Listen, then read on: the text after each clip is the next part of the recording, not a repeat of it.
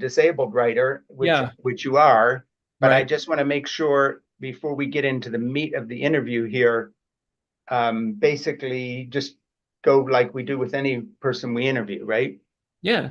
Yeah, of course. Yeah, Good. I'm great this morning, or I guess now it's this afternoon, but Yeah, a great day and I'm really excited to do this. good. Me too. And I have just finished the book. Great. And I'm going to introduce you properly now and pretend this is an actual thing instead of just me chatting with you.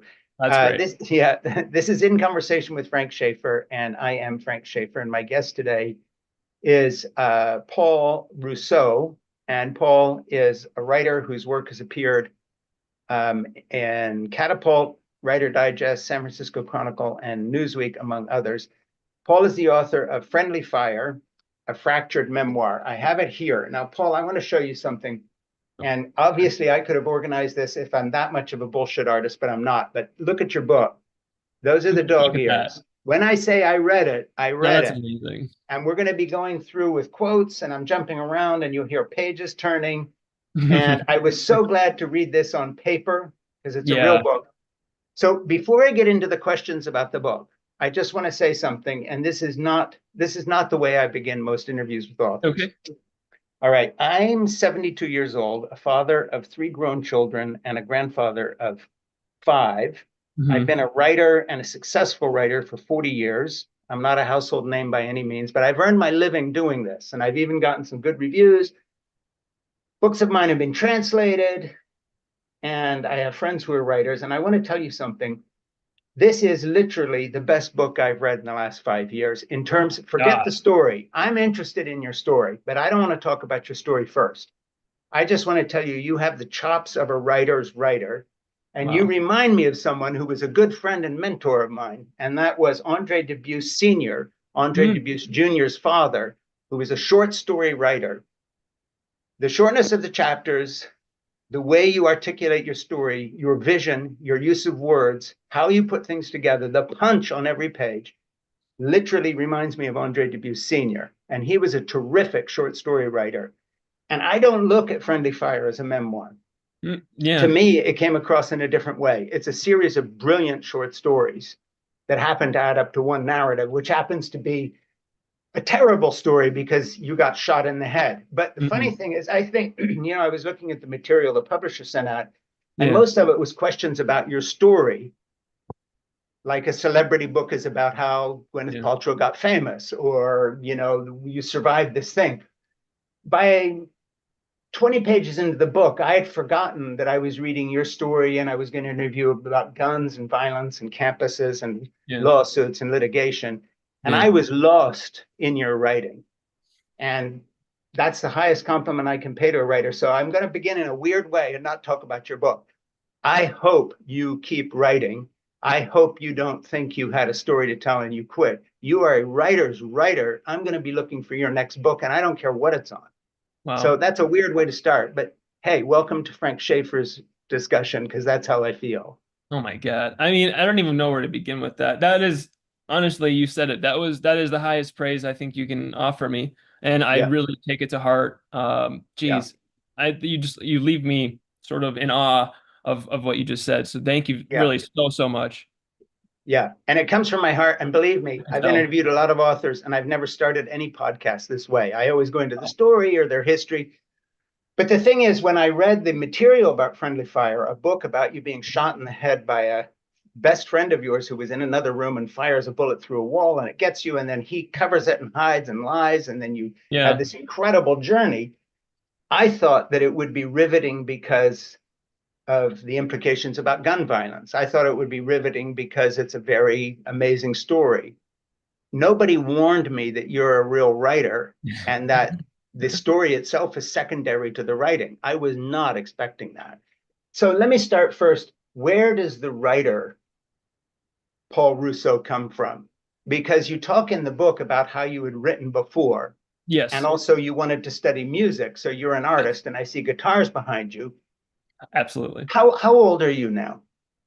I'm 29, Okay, so this story happened when you were what, 22, 22. 20, 22. Were you a writer when you were 22? That was the plan at the time. Yes. I sort of started writing, as most aspiring writers do. As you mentioned, I wanted to be a musician first, but I always wrote on the side, poetry mostly in middle school and high school. And Yeah, then I started doing some creative, some short stories and some satirical essays, yeah, unprompted. I just wrote like goofy, funny essays. I don't, yeah, it just came out of me. I had to do it. I can't explain why. And I would show my friends and they would, oh yeah, it's pretty funny. But of course it was writing and they were high schoolers, so they weren't, super, super interested. yeah, But as I mentioned, so I'm thinking, okay, I want to go to school for music. And my mom's like, I love that you play guitar, but I really think you should be an orthodontist. yeah. Good. And so I'm like, okay, well, I don't really want to do that. So let's meet in the Yeah. middle somewhere. And so we kind of both knew, okay, there's this thread of my life that's always been sort of, pen to paper. And so why don't I try to be, I don't know, a professor or a teacher, a marketing copywriter, just something Yeah. that writing adjacent. And so that's how I went to university Yeah. for Well, English. obviously it was in you, and then somehow this accident unleashed something. Yeah. It's, I don't know whether, what happened here, but the funny thing is your publicity material, and you yourself describe yourself as a disabled person, Yeah. but in a weird way, it's like, well, what do your claim to fame is not that you're a disabled person. Your claim to fame is that you're one of the best young American writers Oh, that is thank you. there right now. And people better get used to it. And I hope I'm the first person to say it because I will be You proved are. right. It's So, very moving. Thank you so well, much. keep writing because I want to be proved right. So now let's dive into the book.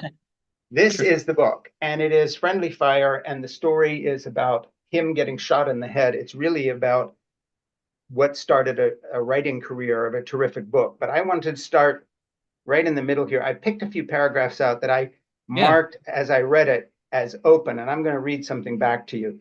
Great.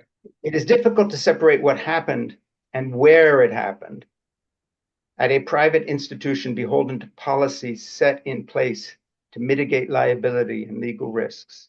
Inevitably, there was always going to be a certain abrasiveness between my legal complaint, which is getting shot in the head, and their legal position, their being a university.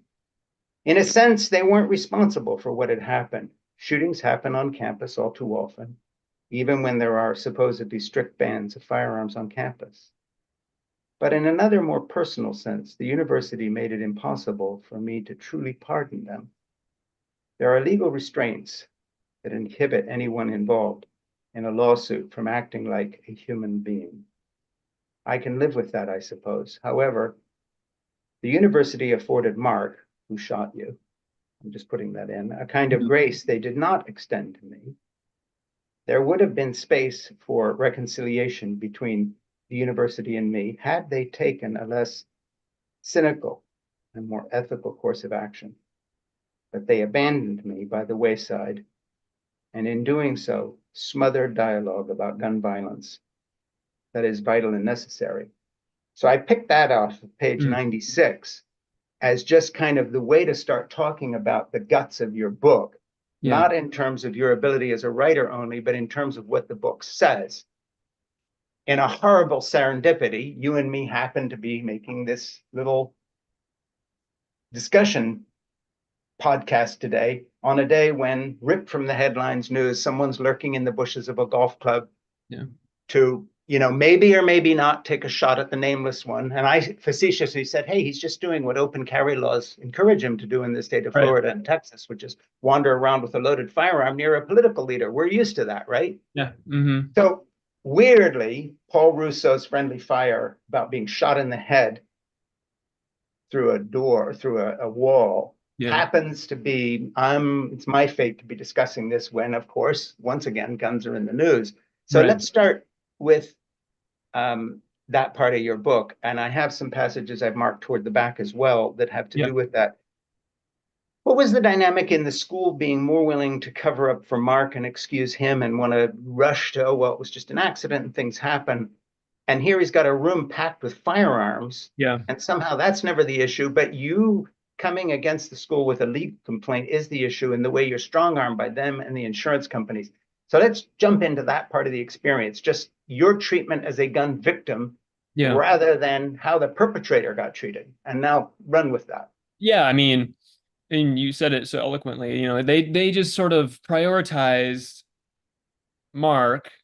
They prioritized, their reputation, and Hmm. in doing so, they missed a really sort of a great opportunity to sort of have this conversation about gun violence, that they could have owned it. They could have, really been a leader, a thought leader in this, Yeah. sort of, hey, this happened. This is what we're going to do to, make sure it never happens again. This is where we Mm. stand on gun violence. And they didn't. He was expelled, then he was allowed to graduate. So they sort of Yeah. even backed out of that. Yeah. Um, even right away. So they sent out a mass text to everyone, and parents and students, and just saying a negligent discharge had gone off. Yeah. Nothing about me, nothing about a student being struck. They sent that text to my mom, who then texted me and said, "Have you Mm. heard anything about this?" Yeah. And meanwhile, it's within this 2 hour period where Mark is sort of trying to cover everything up. Hiding And his guns in the car. right, he's hiding his guns in the parking garage. He's lying to public safety, who had come to the room, Hmm. sort of assess why the fire alarm was going off. Yeah. And then he managed to excuse them, and they just left after seeing, a litany of evidence and just sort of parading away. Yeah. And yes, this whole 2 hours of just bizarre, this flurry Hmm. of bizarre circumstances went by, where I was just sort of this like ghost-like presence in my apartment, sort of just like bleeding out Mm. without any help or advocacy, until my other roommate came back and sort of gave Mark this ultimatum, and then I eventually got help. Yeah. Unfortunately, that friend came back in time to more or less get you Right. some help, and way late, by the way. I mean, that magic 1 hour when you're supposed to be in an ER came and went a couple times before you got any care, because he was Yeah. hiding what he had done. Right. One of the issues that, to me, because your writing is so good, I want to talk just about the book, but I'll bring this up, and that is, if ever I've read something that makes a very wonderful literary quiet argument, not in thousands of kids being killed, but one incident. Yeah. What the hell is anybody doing with 5 firearms? He says, I didn't even know it was loaded. I mean, Yeah. give me a break. Yeah. In I know. his room, in a college where he faces no threat, there's no varmints to hunt on the farm. These aren't No. shotguns for woodchucks eating your salad. No. Just this casual gun ownership. A gun goes off, he hides the gun. I mean, in a funny way, your book is a true story, but it also is a sort of a wonderful parable for everything that is wrong with what we call the gun culture. No, I believe that. I've always called it a sort of one of a kind case study, It is. straight from the source, if you will. Mm-hmm. Yeah, I speculate a little bit about what made him have those firearms on campus. You Yeah. can say it's a masculinity thing, you can say it's a power thing, you can say it's a dominance thing, Yeah. whatever you want to call it. But yeah, I mean, there's just no excuse. Like, and I totally understand like practical gun ownership, but he was breaking not only rules and laws, but I mean, Mm-hmm. you have to, as a gun owner, practice safe and responsible storage. And I think Sure. storage laws need to be looked at. 26 states have some sort of storage law, but only Yeah. eight, I think only eight of them are for universal storage. I think the other Yeah. 18 are like, if a child could perhaps stumble upon it, that it needs to Mm-hmm. be it needs to be unloaded, ammo needs to be separate. I just think that should be a thing. Sure. But I think one of the things that's so powerful about your book is it's not a school shooting. right. And in a way, the most dangerous things about the guns we have in our culture and the 50,000 deaths a year indicate, many of whom are children who are shot in Yeah. exactly those circumstances. A 3-year-old picks up her mother's handgun and shoots her 4-year-old brother, Yep. and or suicides. Yep. And all the studies show that those suicides wouldn't be happening except for the firearm, because if you had to go take pills or jump off a bridge, it's that sort of momentary lapse of 100%. depression that those of us like you and me who have suffered from some depression, because I understand that, we're glad that we didn't have that quick opportunity. There was a little break there. But I think that the kind of weird negative serendipity of your story, that you're just in the wrong place at the wrong time, and the culprit is a room full of guns with a young fool Hmm. in a world in which the bro culture of being a real man has been played up by the gun lobby, who advertised all these weapons as like, this is a way to show your strength. It's sort of just under the level of kickboxing or cage fighting. You can own a Yeah. weapon. Right, I mean, right. it appeals to everything that is stupid about my gender at a certain age, I can say. 100%. Yeah, so I think that's a good illustration. So let's get into the book itself and talk more about the writing. I'm Yeah. talking with Paul Rousseau about Friendly Fire, a fractured memoir. I told him it's the best book I've read for years and years and years and years. So let me get here just into the writing and the gun culture. I find out later while I'm in the shower because he gets her to take a he gets Paul to take a shower while he's injured, trying to cover up the blood. Mark goes to the parking garage beneath our building to hide everything in case the police come. Into the trunk of his car, he throws the handgun he shot me with, three additional firearms, including a small caliber rifle, a second handgun, an AR-15, along with enough ammo to outfit a small militia. He hides the AR-15 inside the guitar case. Afterward, he returns to our apartment. I'm still rinsing off. And what's interesting is he gets in no trouble for any of this, as opposed to the, what was it, 3 or 4 years you went through of hell trying to get a legal settlement. I mean, you fought for 4 years to get some justice. Yeah, yep. It was about 4 years, yeah. Yeah. So anyway, that's sort of part of the um, the book in terms of just the setup. Now I want to get to some of the writing that I just think is phenomenal. Um, here's a passage that jumps out. The university sends a priest to pray over me. By this time, you're in the hospital, aren't you? Yes. He is an old man, thin and fragile looking. He takes the whole meek will inherit the earth thing pretty seriously. His prayer sounds too much like last rites, holy water and ritual gestures, not in sing song, thank God. Mom covers her mouth. I stare at his clerical collar and the jiggly bit of skin hanging by it. He leaves while I overdo the thank you, Father, really selling it with my eyebrows. Mom and I are both suspicious. He is spying on behalf of the school. That's an amazing line, just sort of that twist at the end of that passage. And then, Yeah. of course, it opens up the whole thing. And I don't know whether this was part of it. I think he was spying for the school because you don't name the university in the book, but it's University of St. Thomas in St. Paul. Yeah. And of course, I guess this school has Catholic beginnings of some sort, doesn't it? Yeah, it's a Catholic university, Yeah. Does it still claim to be a Catholic university? as far as I know.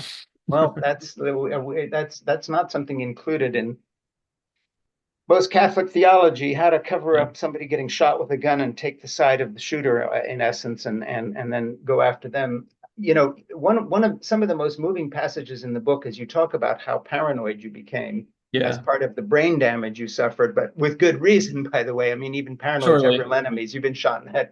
Right. Talk about that and talk about how you feel about things now in Yeah. reference to that.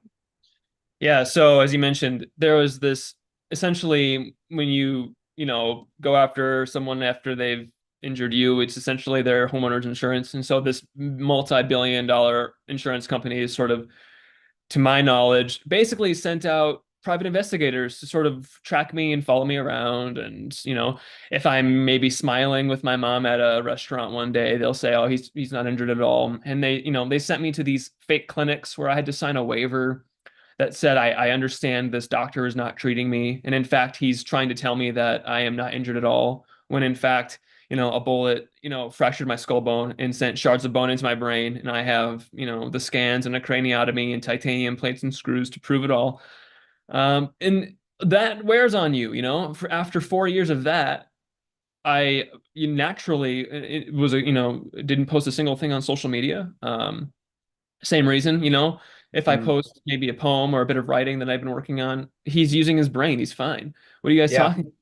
I mean, and yeah. it's just that over and over again. And especially like this thing that really, really hurt me and my family was we would be having maybe a birthday party or I don't, like I said, a restaurant or something, and they'd be taking these family photos without me in them. So now there's Yeah. just 4 years of Yeah, fam. because otherwise your hair's growing back Right. and you can't see the steel plate, the brain No, damage, the paranoia, the lack of sleep, the horrible headaches that you're getting because your brain is, your skull's growing back into the steel and all the rest of this. absolutely. Yeah, it's horrible. Yeah, go Yeah, ahead. that paranoia was omnipresent throughout Hmm. recovery. Um, And like it's once we obviously the book sort of ends with the case settles naturally, as hopefully they'll do. But it wasn't until like maybe months after that where I started to sort of de-escalate. And I Yeah, still have, in public, I still have, the overstimulation from the brain injury, of course, the yeah. hyperarousal from the brain injury. But there's even a tick of that, like checking my surroundings for potential, private investigators watching me just chew my food. That's still here, it's going to take who knows how long, if ever, for that to sort of like fully dissolve. Yeah, I mean, I found it so fascinating that the case itself, of course, getting shot in the head, Yeah. medical treatment. One person says to you, well, you can't have PTSD. You were unconscious Yeah, while that right. was all going along. Great. Thank you so much for that. Yeah, and it wasn't even true. They just said that, they just But make stuff the up. weird thing is, even if it was, the very fact that he's Yeah. saying that and trying to smash your case while you're suffering is Yeah. itself a cause of PTSD. I mean, Oh, I, absolutely. That whole thing fed into it. yeah, and you have a great passage, which I'm going to try to find in a minute when I take my microphone off so you won't hear the pages turning while you're talking. But one of my favorite passages is where you talk about, okay, how much did I get for the settlement? And Yeah. you do that brilliantly because you say, well, if it, what would it take for me to pay you Yeah. to get shot in the head, nearly die, spend 4 years litigating, have your whole life change forever, become a disabled person with all these headaches? Name a price where Yeah. you would stand still and take the risk. And okay, maybe you'll live, maybe you won't. I just thought that was brilliant. We'll get to that in a minute, but I'm going to read some of your writing here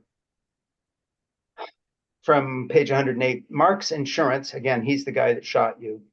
Mark's insurance company requires a picture of my crater and scar for proof, which is something I don't understand at the time. I make several attempts, feeling increasingly exposed, as if they had demanded dick pics as part of some blackmail scheme.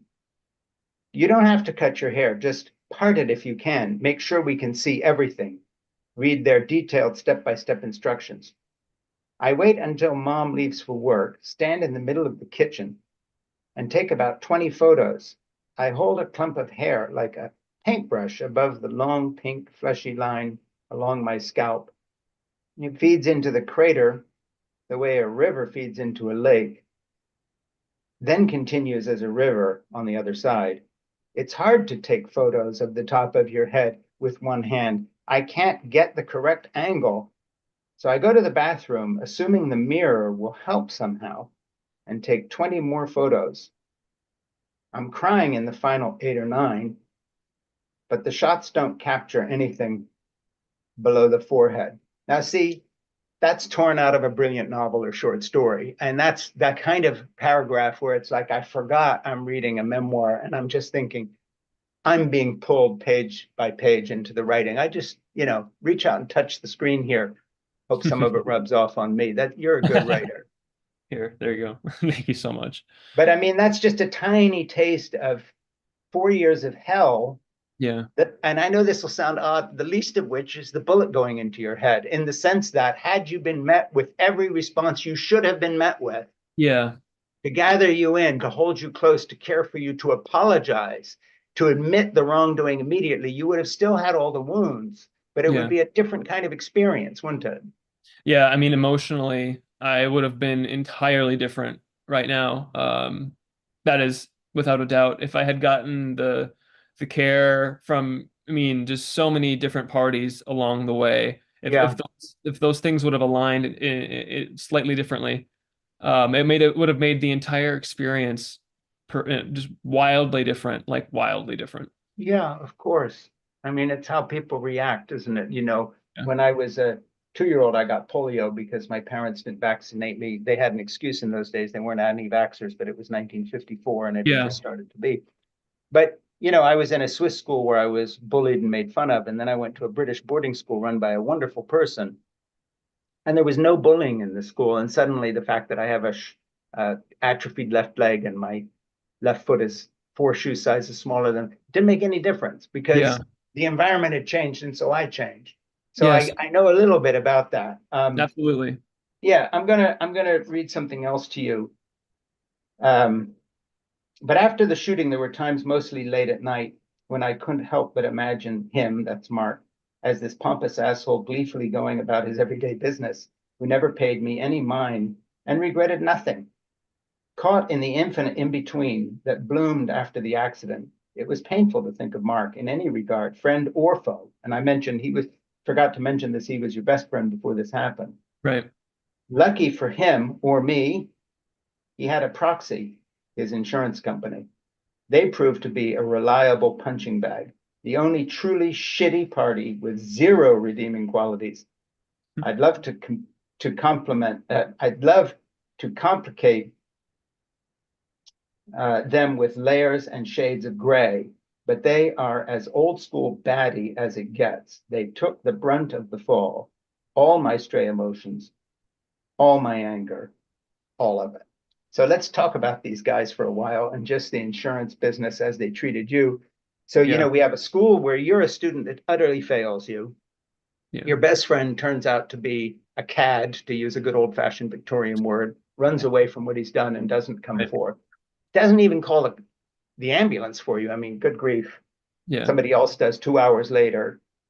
And then this insurance company that's supposed to sort of be the fallback position, last court of appeal, whether you're injured or hurt or you lose a spouse or whomever is being Yeah. insured, not only fails you, becomes your enemy. So talk about that trajectory for a little while. Yeah. Oh man. I mean, that's the real crux of it, as you mentioned. So, as if this injury wasn't enough, I sort of had this part two with this whole like litigation section of the book. And pretty early on, it was apparent that it was going to get messy and complicated. We got a lawyer who sort of outlined this to me, and I was still in a state of, shock. I had just recovered. I just had surgery, and I was sort of trying to absorb everything he was telling me. And he's like, "This is going to take a while. We do not know what's going to happen, and like we just need you to understand, like these things are really rough." And I had no other choice, of course. Yeah. What else was I going to do? Well, the medical bills were at one point they're 80,000, and then there's another Correct. 20,000, and on it goes. Yeah, with the surgery, it's just the week-long stay in the ICU, all my therapies, my physical therapy. I have, various talk therapies and EMDR that I went to. Things were Sure. adding up. And so yeah, like my mom and I, we were pretty much broke. We needed to do this one way or another. Well, of course, and you don't have to justify it. Yeah, of course. You were owed. I think so. Yeah. And it started just with these, you know, talks with my lawyer. We, sort of did these like consultations, and then I started going to their clinics to get, evaluated and Sure. quote because, et cetera. And then they even sent me to like these vocational places and like these strip malls where I had to run through all these really random tests, with to basically assess my brain damage. Uh, Basically trying to tell you, hey, steel plates in your head or not, you're part of your skull gone, headaches, inability to function, paranoia, all yeah. kinds of problems aside, you seem okay to us. Yeah, they told me they said it was like a mild head injury, Yeah, which, and then my actual doctors told me, no, this was a severe TBI, traumatic brain injury. This was yeah, severe. And like, as I mentioned, I had gone to talk therapy and EMDR. And so I had been diagnosed with anxiety, major depressive disorder, PTSD, sure. everything, Yeah, and they just weren't listening. And we even tried to, mediate it. Um, we knew that a risk of trial would have, you know, probably forced their hand a bit because sure. what Mark did, he wanted to cover everything up. He wanted to get spackle and paint and go to Home Depot and just Yeah. fix I the mean, walls. literally spackle and paint, not Quite literally. euphemistically. He wanted to cover the wall up and get Yes. you to lie still while you were bleeding out Yes. while he did all that. Let's just Yeah. cover this up. Yeah, let's just drive to a department store or, Mm. exactly. And so, that was something we thought they wouldn't want to do, go to trial, right? So the mediations, they really took five over the span of 3 years to really Yeah, make progress. I mean, their whole tactic is just torment, intimidation. sure. My whole family had to get involved and do depositions. I threw up during my deposition, and Yeah, they could care less. That's their strategy. That's what these people are paid to do. yeah. Yeah, basically drive you into a corner. We're bigger than you are, and Yeah. we can take 4 years, 5 years, 8 years if we want to, and Yeah, they don't care. we'll ruin you on the Hmm. way through and just not pay. You know, there was a funny little thing that jumped off the page at me down 181. Just uh, you know, it reminded me of David Sedaris, who got into writing for Mm. this. But the third year in a row, I volunteered as an elf for a nonprofit operated by Anna's family. Talk about Anna a little bit and that whole Yeah, connection and how that happened. Just bring us up absolutely. to date a little bit, and then tell people who I'm talking about. Yeah, yeah. So this is my current fiance. In the book, she's my girlfriend. We met Good. at I'm glad school. I've met. Glad we. Thank you. Congratulations. Thank you so much. I'm That's rooting for you guys. I really love her. yes. She's fantastic. As you mentioned, like I have a chapter where I literally say like she could have left for any reason, didn't want to have to deal. Sure. She was just as traumatized as me. She had to see me being taken out on a stretcher through the elevators of, the Yeah. dorm basically grew up in, you know what I mean? We lived on campus for 4 years. And that's Yeah. where we met at school. And she was best friends with these same people too, with Mark and Sure. my other roommate who eventually did convince Mark to call the cops. We were all this really tight knit group, and yeah, I'm just really thankful that our relationship, instead of ending, which she had every excuse to do, Mhm. to not have to deal with my crap all the time, we got engaged and we're going to get married next month, and I'm really looking Good. forward. Tell me where to send a gift. I mean it. I'm serious. Before we ring off, you're going to talk with Ernie anyway, my producer, and you're going to Right, give him a street address because I'm sending you guys a wedding present. you are so I, sweet. I promise. I mean it. I was so I rooting for appreciate. you, and I hardly dare. The reason I put this cute little David Sedaris thing is Yeah, I didn't want to come right out and say, "And how are you and Anna getting on?" Like that's that's right, the right. grandfather in me. You know, it's I like love it. I'm old. Don't fuck with me. I say what I want. You know. Oh, I So can't. I wanted to go there, but I didn't know how to do it.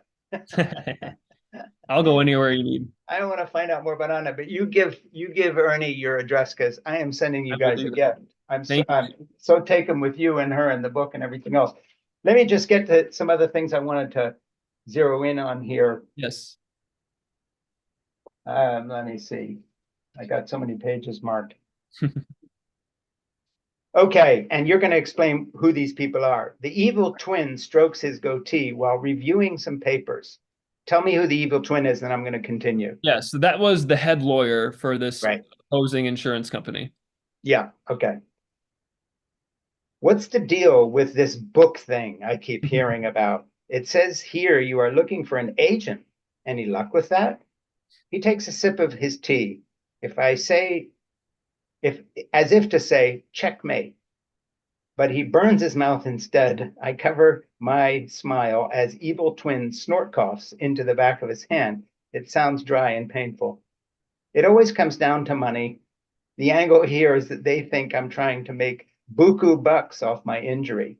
I'm not brain damaged and traumatized. I'm a cunning opportunist. I'm a writer, I say. I went to school to write. This is what we do. It helps me process things like therapy. My therapist, Jim, encourages me to write. I'm looking for closure wherever I can. Then I think to myself, how cute.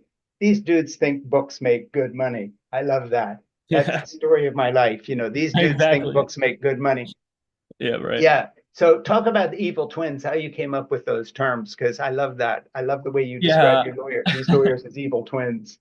I love it. Thank you so much. Yeah, so the bit behind that is that this dude really did look like the vague idea of an evil twin, like Yeah. not one twin in particular or of anybody in real life, but just like Yeah. the idea of one, Yeah. goatee, glasses, just that, Hmm. perfect evil The twin whole look. bit. This the whole kit and caboodle. And yeah, I was kind of having some fun, which Yeah. I like to Yeah. have fun. Yeah. I just love that passage. And as a writer too, you know, when I wrote my first novel a while back, which I'm not going to mention because we're promoting your book, not mine, but the story ties in a bunch of people from my past, which were devout evangelical right-wing Christians, all of whom fast forward 50 years would be Trump voters now, Sure. Yep. basically said to me, you know, the only reason you're leaving the evangelical community, Hmm. this is when I was like 30, is because you want to make all that money writing books And of Yeah. course, the funny thing is, and I won't go any further than this, there was more money on our seminar book tables in the big time God business on any given night, and this is not an exaggeration, than I've ever made in any given year since as a legitimate writer. I mean, the last thing I left that milieu for was money. But anyway, so I Okay. got it. No, That I part hear you. Yep. totally I'm resonated. literally telling the truth. Yeah, like this is all very truthful. You should not be a writer. No, don't be a writer. Don't be a writer. If I recommend it. yeah, if you want to be part of the bro culture and rule the world, that writing is not the way to do it. No, it's not. Okay, so you say here, this is not an issue book in the traditional sense. This is fairly far in the book at Yes. 203. It Yep. is not chock full of data, statistics, and bar graphs, pie charts. It is not researched in the way a book of journalism would be. This book is instead a living testimony, a gospel beyond the empirical. I love that.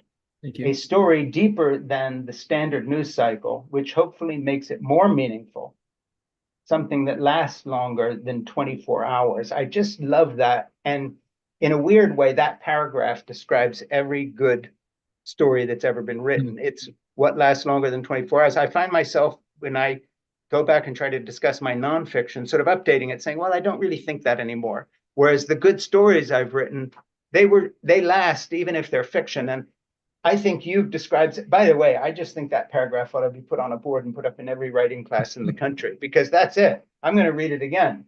This is not an issue book in the traditional sense. It is not chock full of data, statistics, bar graphs, pie charts.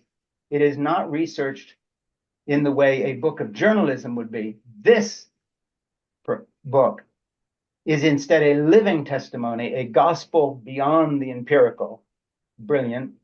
A story deeper than the standard news cycle, which hopefully makes it more meaningful, something that lasts longer than 24 hours. And I would just quickly tell people again, this book will last longer than 24 hours because good storytelling always does, whether it's Beatrix Potter, The Tale of Peter Rabbit, or Alice in Wonderland, or whatever. This book is going to be around as long as books are around, because it doesn't matter that the context is the crazy American gun culture.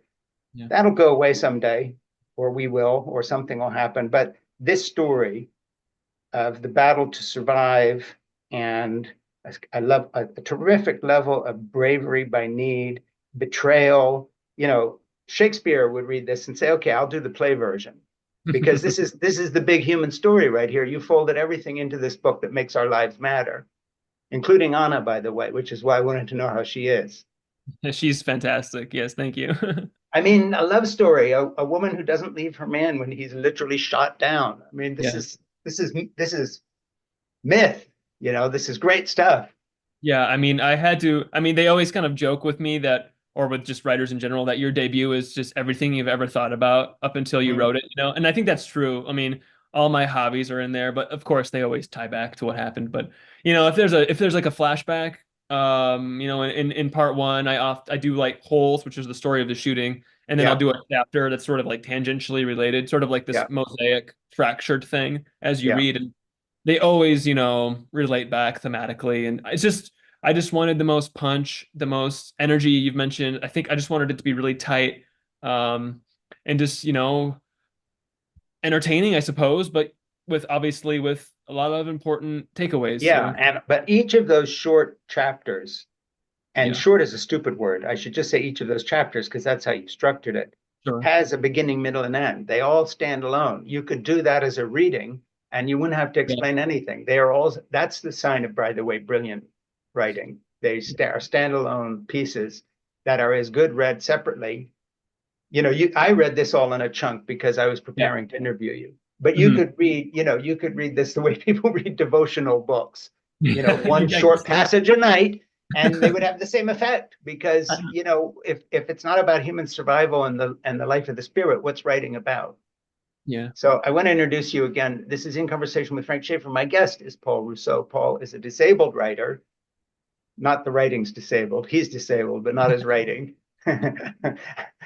A disabled writer who writes very undisabled work, whose work has appeared in Catapult, Writer's Digest, the San Francisco Chronicle, Newsweek, among others. Paul is the author of this book, Friendly Fire, and the subtitle here is A Fractured Memoir, about being shot in the head and surviving, and a girl called Anna. We're going to put her into the thing here. That's Please true. Yeah. subscribe. Yeah, exactly right.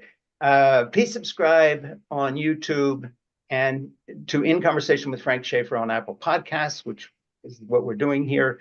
And to my Substack, it has to be said at frankschaeffer.com, substack.com. And one thing we'd like to do is include your book in our book club. We have a little book club called It Has to Be Read. And I'm not Oprah. You know, you're not any richer. The lawyer's still wrong. I'm so sorry. That's right. I'll have to send you something really nice for your wedding present because, you know, You are so still have to kind. earn your living. You're But so we'd like to do your book club in the book in December. And by the way, can I just say to everybody, this is a beautifully bound and created hardcover. And for those of you who still like books, who have not been totally stupefied by the digital age, this will make a great present to anybody who's literary, because they will not be disappointed. This isn't a book about a subject. This is a book about writing that happens to have a powerful subject. That's the way to think about it. So it's our December offering. I want to read you a really wonderful paragraph that I sort of mistold badly, and now I'm going to read the real one here from the end of the book. I would re-enter the world of the living, battered but renewed.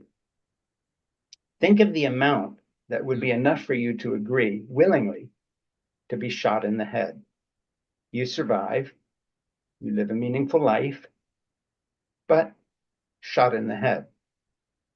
Think of the amount. Think of the amount that would be enough for you to agree willingly to endure the lifelong symptoms of a brain injury. You survive, you endure it, but trauma and disability. I can say with absolute certainty that any settlement is nowhere near the amount any of us come up with. And I just think that was a wonderful way to handle the settlement. And I like the but shot in the head, the way you made that short sentence right afterward. You know, and that's the kind of thing where you're just saying, ooh, this isn't just a story. This is a launch of a really brilliant piece of writing. Which brings me to ask you and to hope that your answer is yes, I'll be working on something. I don't want specifics. I'm not trying to draw anything out of you, but I hope that you are surrounded by people like an agent and a publisher and others who say, whatever this book does, and I think it'll do well, if they promote it properly, which is not as a story, but as a literary debut, seriously, is anybody listening who matters in the chain of command?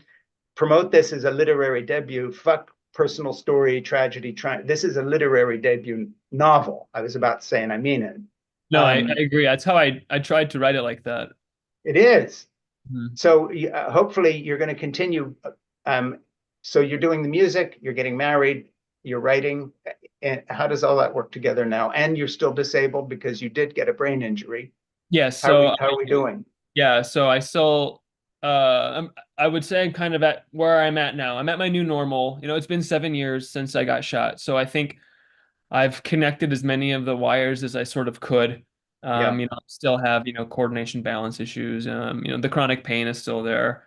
I still have, you know, mental stamina problems, overstimulation, hyperarousal, problems concentrating. And of course, I still go to talk therapy, which I recommend for everybody because, you know, especially if you're a writer, you know, I'd go to talk therapy. I'd have like these epiphanies with my therapist. And then the next day I would add them to the book. You know, that was my best way of adding interiority. So anyway, I'm very much an advocate for therapy. I think it's a great thing. But yeah, I mean, I'm writing, very much writing still. I think my next big project will be fiction. Good. And I and that's probably going to look like sort of kind of a hodgepodge collection of my short stories.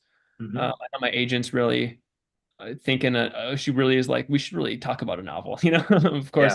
And I totally would love to attempt that in the future. And it would probably look a lot like my memoir, you know, these really short fractured. Well, I love it. And by the way, don't apologize for the short chapters. The promotional material came out and said, well, sort of ask about the short chapters as evidence of how your brain functions.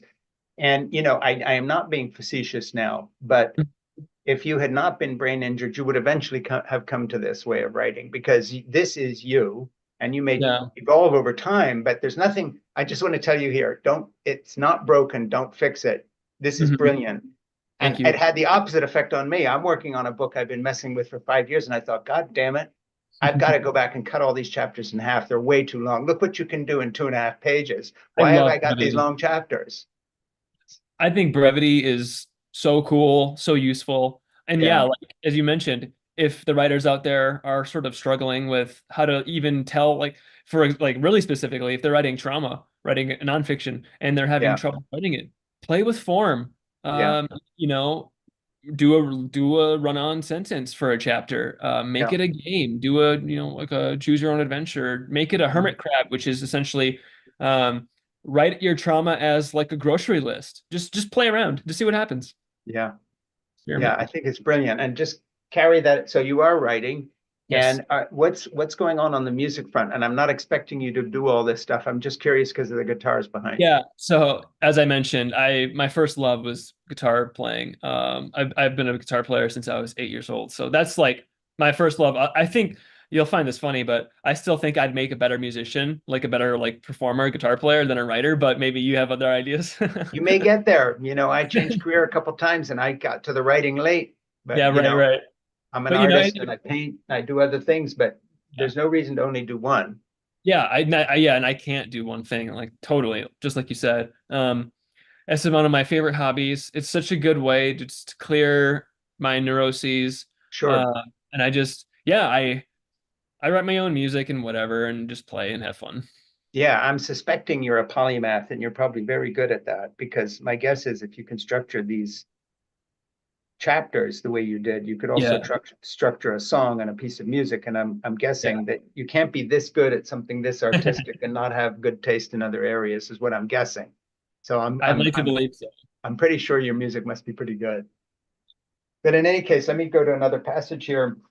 Right. The shooting caused, we're toward the end here. I don't mean of our interview, but the book. Sure, The sure. shooting caused countless negative impacts that still ripple in its wake, largely related to my mental health, with a few cognitive and a few physical residual symptoms. But it has given me a reason to be better. I am more forgiving. I am more empathetic. I think more critically about basic human rights, basic human kindness. I have learned universal truths amid extreme circumstances. I have learned to value freedom after I had none, trapped in my spiral inducing trauma bubble for the better part of 4 years. I have learned to treasure my family, those who would do anything for me, and the time we spend together. And I'm just saying, aren't you a lucky person in that sense that, I was groomed in an evangelical background to be a sort of a misogynistic Yeah. bully. We were told men were in charge and so forth.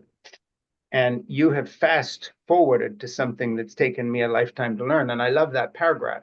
If you're looking, if good writing's not enough for you and you're looking for a reason to read this book, believe me, the story you'll read will get you to that paragraph and it'll all make sense. And I think that's enough of a reason. So that's good. And again, I wanted to ask you how you and Anna were getting on, because I was hoping that was working out.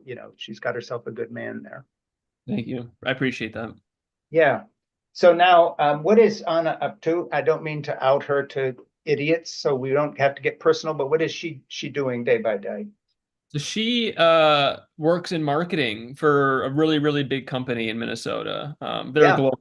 So yeah, yeah, she's great. She's like she makes like all their collateral. She's just really, really smart and very excellent. So she goes off to work to an office, or is she home based like she's a you are? hybrid. Yeah, she goes to work 2 or 3 times a Hmm. week. And then yeah, it's a fantastic situation we have, and we have That's cats great. now, and they're just little lovable creatures that, Yeah. just And what do you do in terms of getting yourself out of the writers, like sitting here, you write, you do your thing, you do your music. So are yep. you out? Have you made a new set of friends, perhaps better ones this time? Yeah, I know. I need to work on that. I do. As you just read, I'm really thankful that like I'm really tight with I have two sisters, two older sisters, and we're all 5 years apart. And then Yeah, they have husbands that are, we all get along so well. And they're that's a like, gift. I Yeah, consider them my friends, as well. And I have a couple yeah, acquaintances and a couple yeah. good buddies that I've stuck with over the years. But, I'm not, going to a coffee shop with someone, once a week. No, But No, I you know, understand. we'll see what happens. You know, I'm definitely open to trying to rekindle those things in my Yeah. life. In But terms of authors shit that people do, I mean, in the old days, you'd write a book and you'd do readings in bookstore. There was such a thing called bookstores. You can go, yes, we love and there were them. reviewers. I don't know how to. Somebody, a writer the other day who I just interviewed, was saying, "Well, how do you sell a book anymore?" Because I'm a writer and I sell books. And I Yeah, said, "I wish I knew." yeah, it's hard. Get yourself somebody like my producer Ernie Gregg, start a podcast, have an online thing. Ernie puts my stuff places I don't even know exist because he says that Twitter's not a thing anymore, so we'll do this. It's so unrelated to writing that if I didn't have someone helping me, I wouldn't have any footprint at all because all the places I used to do things don't happen anymore. So have you gotten into that at all with your agent and your publisher in terms of just the nuts and bolts of doing this sort of stuff to get the word out? Yeah, so this is a big focus for us. We're doing this sort of thing, as you mentioned. I had a launch event at a local independent bookstore that went really, really well. One of my former Good, professors was the moderator. That was really like a unique experience for us to sort of get back together and chat about the book. great. Um, and then a lot of like the modern way to sort of promote books is to write like op-eds and things like that, I essays and know. languages and places. So we did that as well. Um, yeah, and then we're just sort of doing the old-fashioned advertisements and that sort Yeah, of thing. that's right. Yeah, get people to talk about it, Yeah. and we'll do our little book club thing, but try to do more things like that. I mean, it's so crazy because half the things publishers ask you to do is use your own network. Like, Yeah. well, then what are you guys doing? I thought you were Right. the publisher, and of course that's sour grapes for an old guy like me who remembers when publishers used to do shed. No, I hear But you. and I've had some good publishers and editors in the past. I'm not saying they're all gone, but the Hmm. market's changed, Amazon, all this. And so, you got to find new ways, but at least you're the age where, you probably know how to use a cell phone or something. I try my best. You know, my cell phone's gotten me a lot of great opportunities that I wouldn't have Yeah. had otherwise. That's for sure. So I definitely I'm thankful for that. But yeah, it's tough when my audience like is quite small compared to maybe Mm. a different person who would have like a debut memoir, like a Yeah. celebrity might have like this big memoir release and their audience is built in. But my publisher took a risk with me for sure. And Yeah. And it's a good publisher, by the way. You've got this is a good outfit you're publishing with. yeah, yeah. HarperCollins is the umbrella, and then Harper Horizon is the imprint. Yeah. Yeah. Um, I really It's appreciate their it's a huge risk, and so they gave a voice to me, which I was very thankful for. Yeah. The thing is, if you had to pick between the online footprint or being a really great writer that has a chance to break out because of the quality of your material, like you say in that paragraph, you hope this book will be around. Well, it will because it's the real deal. It's not some flash in the pan with Yeah. influencers or something. That said, it's crazy the amount of footwork we have to do as writers to get people to notice. Let me read something else from the book here from earlier in the book that I think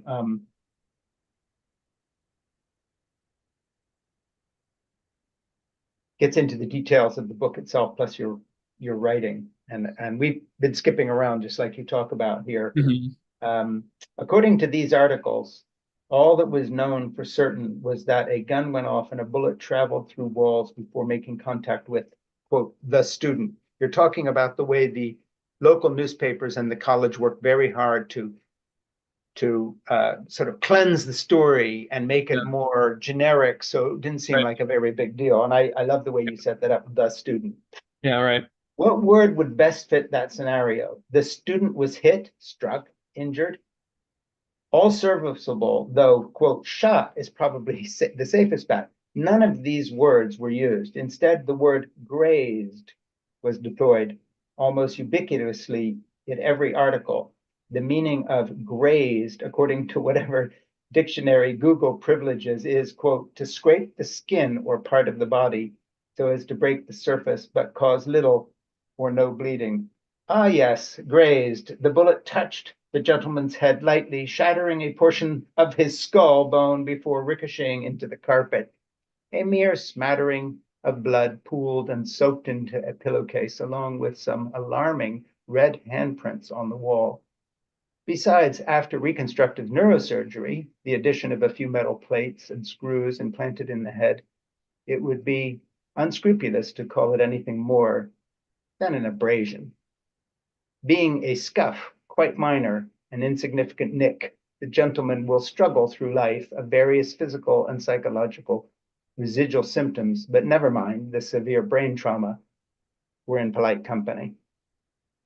Some articles mentioned that I was an English major. I love that last sentence. I had to throw that in there. Had to Yeah, make it. it's a great piece of writing. Again, you know, I'm reading these pieces I'm reading like I've marked a line and I just keep going because I want to read the whole book out loud to my wife, Jeannie. It's such a good book. I hope you do an audiobook, by the way.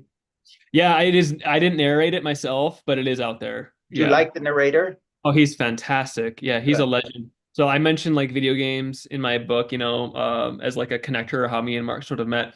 And he's Yeah, worked on those sort of animations in video games. And his voice is like, I told my agent, like, if I could take my voice but turn up like the nice meter and like the yeah, smooth meter, like yeah. he just has that vulnerability that the book has, and I just love him so much. Michael Well, yeah, Crouch.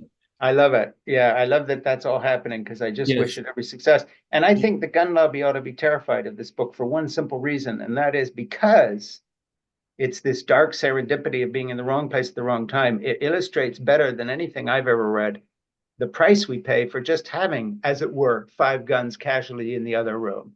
Yeah. The loaded handgun in the purse left in the back of the car with a toddler in a car seat. Oh, I thought he was strapped in. I didn't know he'd pull the thing. You know, it's so horrible when you realize how many gun deaths there are a year that are relate to this casualness about Mhm. like, oh yeah, well, we're a gun culture. Guns are it's a thing. These things happen, you know. And I love that paragraph because it's a kind of a summation of that idea carried. Hey, he was just grazed. Yeah. I mean, um, it's very powerful stuff you've written. Yeah, thank you so much.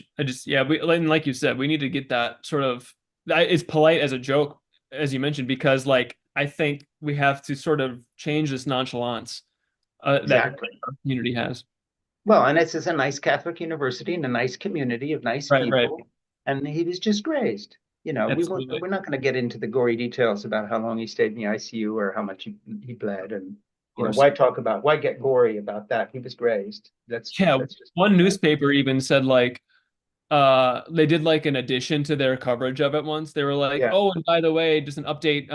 We are now told that he had like neurosurgery, so I guess things were more severe than we thought." It's like, great. "Oh, thanks for that update.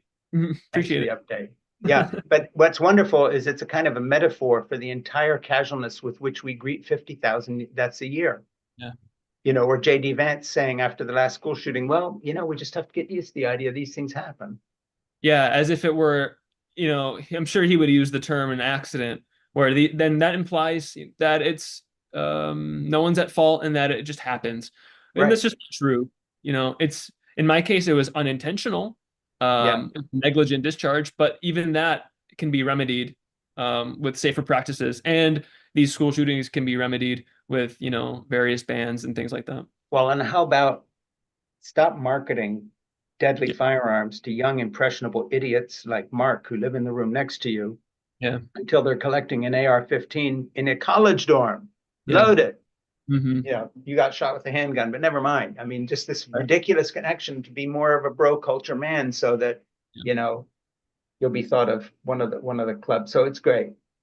It's a book about something, but I said at the beginning, it's as good a book as you will read, period, on this subject, but also just as a book. It's as good as any book of short stories by an author who's going to become a big deal in the world of writing. So just remember, when I'm long gone, which I will be long before you, because you know, just remember, everybody, I called the fact out first that Paul Rousseau is going to be a big writer, and this should be a big book. If you want to buy a good book for anybody as a gift and just say, this is a goddamn good book, that's all you need to say. It also happens to be about a guy who got shot in the head and our moment of history and our culture and everything else that goes with it. But Yeah.